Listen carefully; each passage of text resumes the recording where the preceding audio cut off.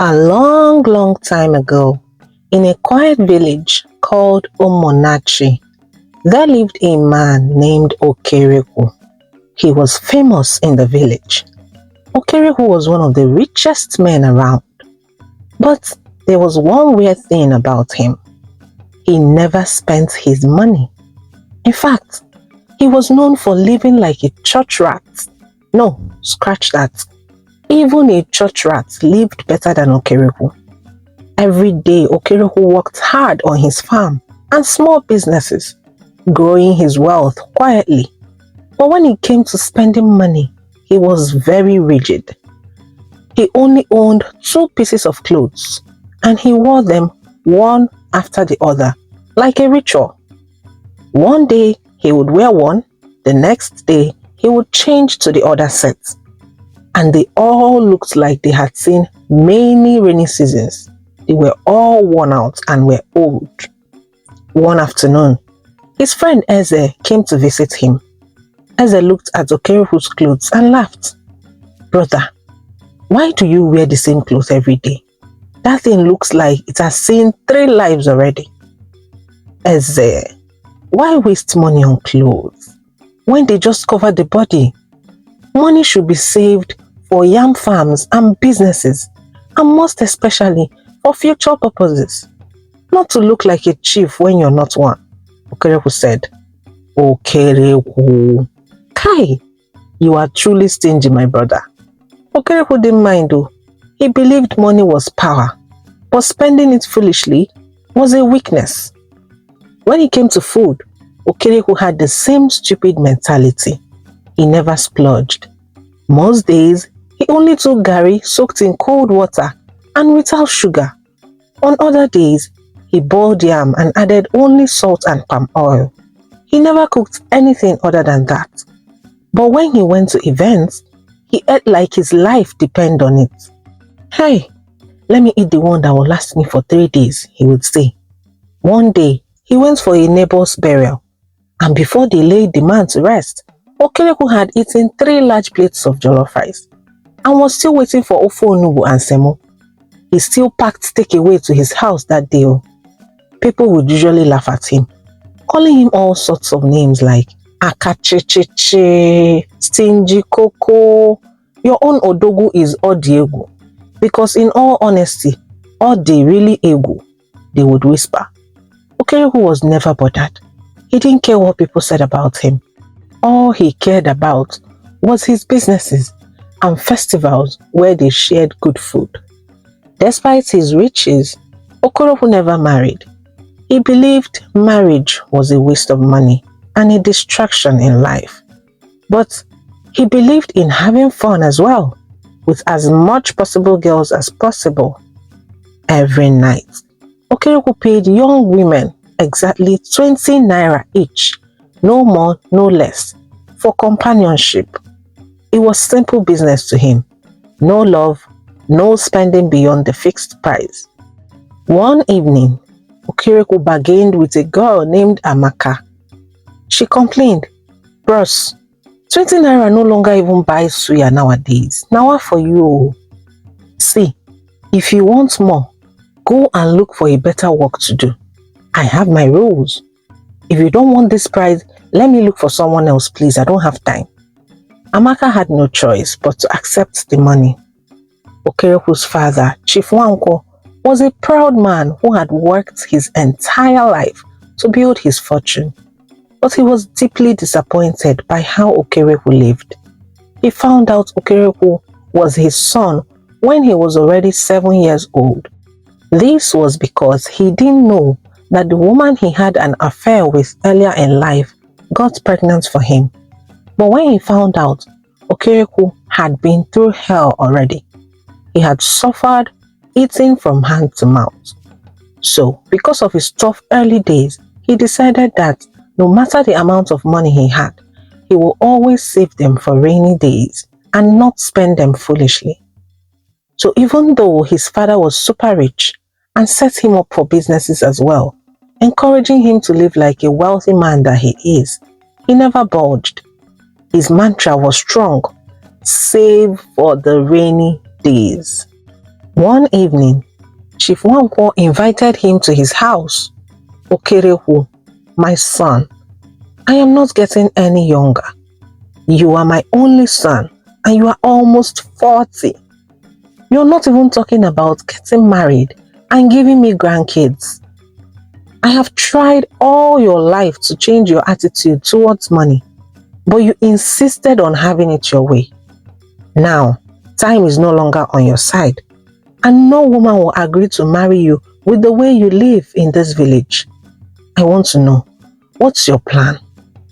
Chief Nwankwo said with a very serious face.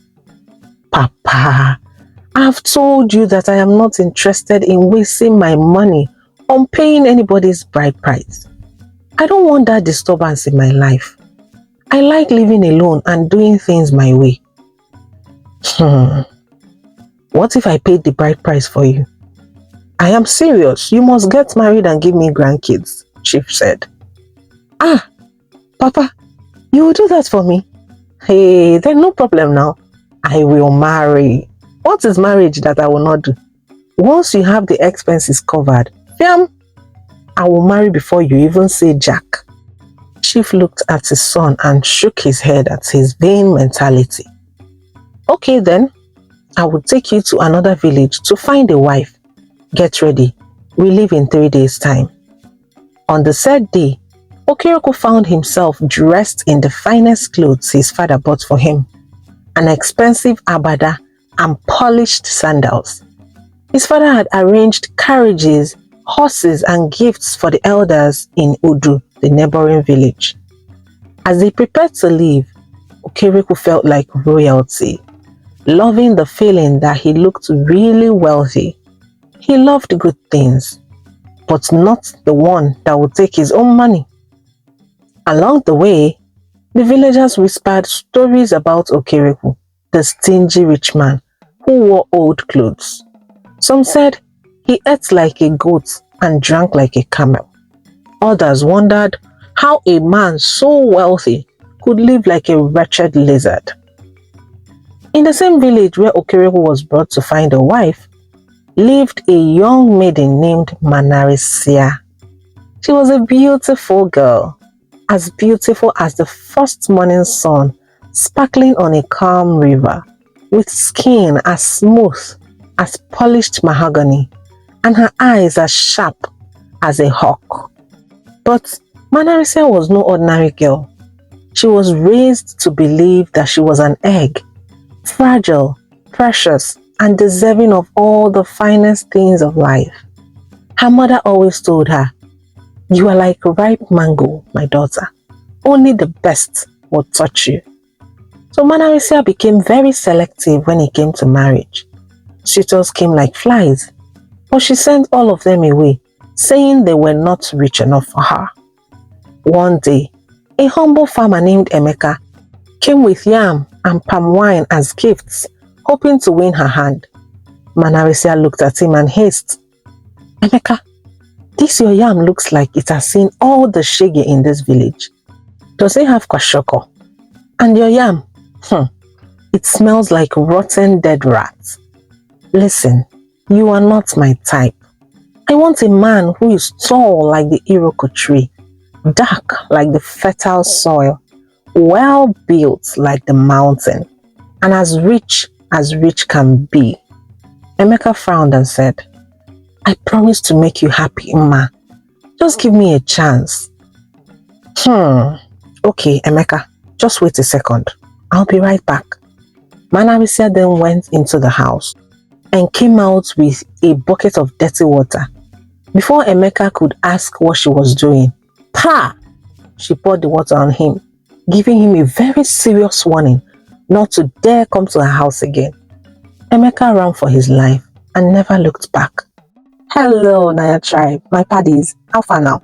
What's going on? How has it been? I know it's been a very long time. It's been a while. But I'm so sorry. I am so sorry. I've been going through some issues with YouTube, but I'm back now, okay? I am back. And I hope you're ready because it's going to be back to back of amazing stories. So please turn up for your girl because I'm going to be bringing my A game this time around, okay? I can't wait to unveil all the sweet things I have packed in store for you. If this is your first time coming across my channel, you are so welcome. I am Naya and you're my paddy already. So welcome, paddy. How far? Sit tight and enjoy because you're going to love it here. Okay, back to the story. Next came Okoro, a well-known hunter in the village. He had brought a fresh fat bushmeat from one of his many traps. He presented the meat proudly, hoping to impress Manarisia. But a whole Manarisia cannot be impressed by ordinary meat. Before he even finished saying his intentions, Manarisia went inside and brought her catapult, ready to fire him. See this fat man, oh, with his stomach like 25 liters of gallon. You came to marry Manarisia. Is it only meat that I will survive by? Abeg, move, let me see my Prince Charming when he arrives. Manarisia shouted on him. Then there was Nnemeka, the village jester, known for his jokes and loud laughter. He came with a basket of kola nuts and started performing his funniest skits to make Manarisia laugh. But Manarisia was not amused. In fact, she was insulted. She took a pot of boiling water from her kitchen and rushed out. If you think you can just walk in here and say rubbish, by God, I will help you destroy your useless career. Nnemeka dropped the kola nuts and fled, shouting, "Some people have no sense of humor. Some people have no sense of humor." And so, Manarisia's reputation grew. Young men whispered about the egg who would not settle for less than perfection.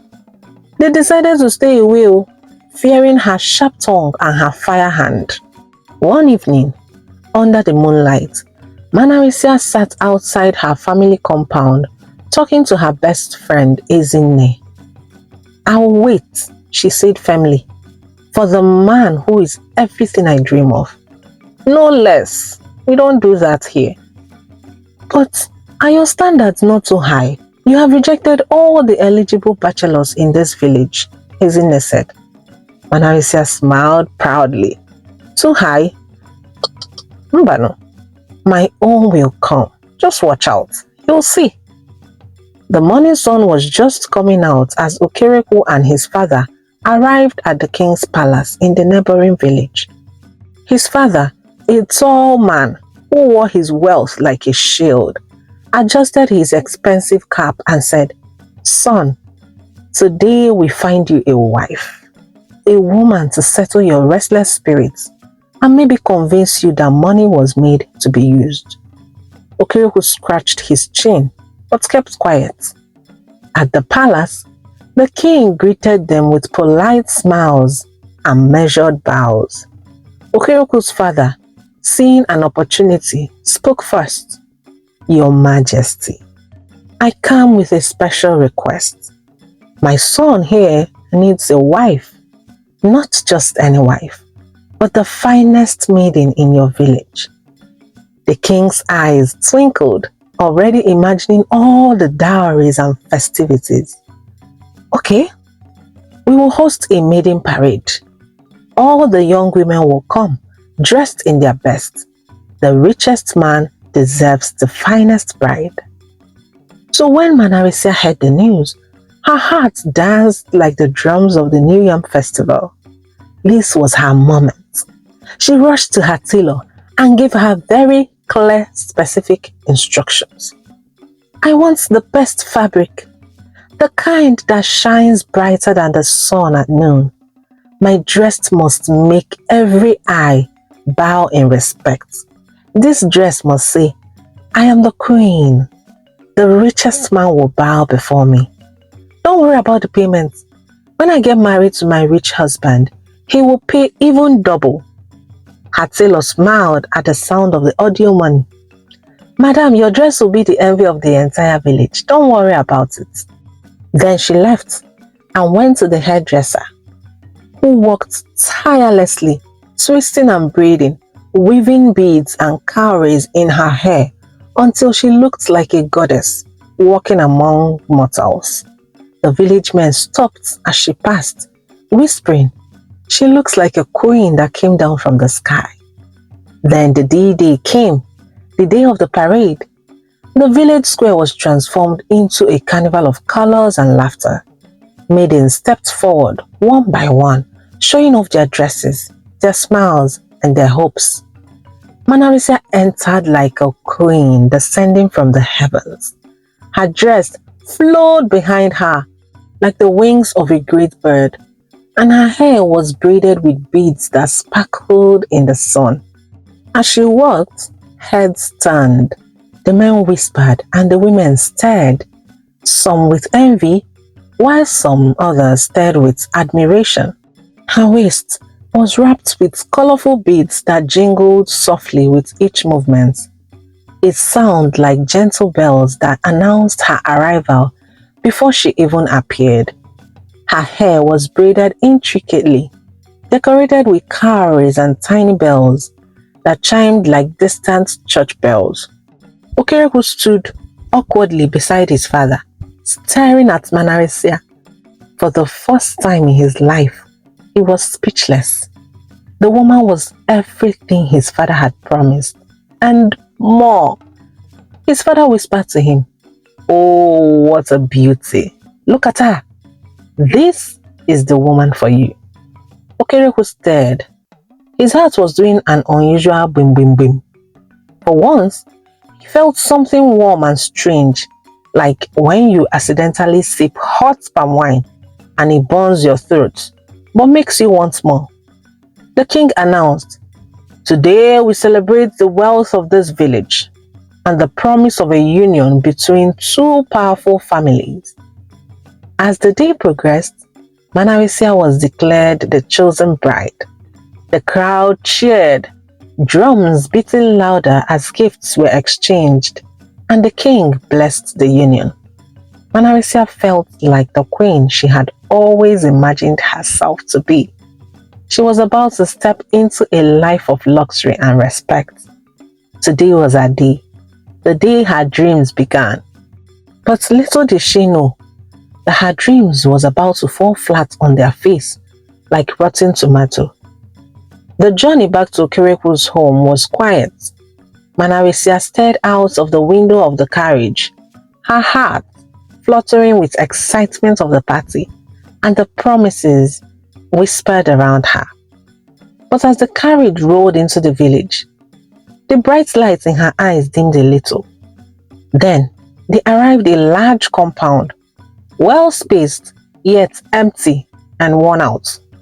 The paint on the walls peeled like old yam skins, and the yard looked like it hadn't felt the touch of a broom in months. The gate creaked loudly as it swung open, and the house stood like a tired old man begging for care. Manarisia stepped down, looking around with eyes wide open. The excitement she had felt for just a few hours ago twisted into confusion. "Okuroku," she called softly, expecting him to meet her with a smile or a grand welcome. She forced a smile, trying to keep the disappointment hidden. "Obim, is this a test?" she asked. At this point, frustration was setting in slowly. "Where is the mansion? Where are the maids? I need them to bathe me and feed me after such a long journey. Or is this how you surprise your brides?" Okuroku pointed at one of the very old huts. "This is your home now. Get used to it." Manarisia's whole life came crashing in front of her.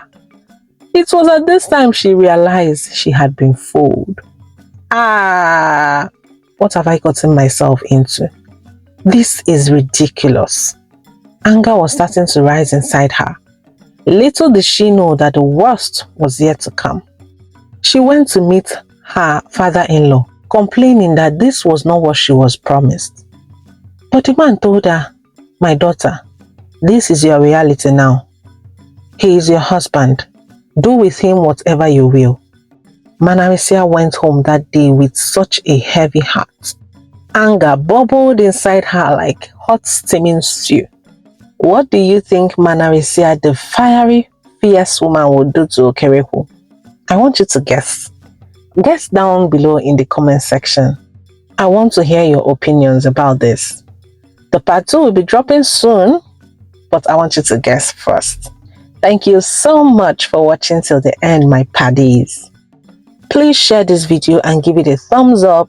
Subscribe if you haven't, and I'll see you soon. Ngwanu, bye.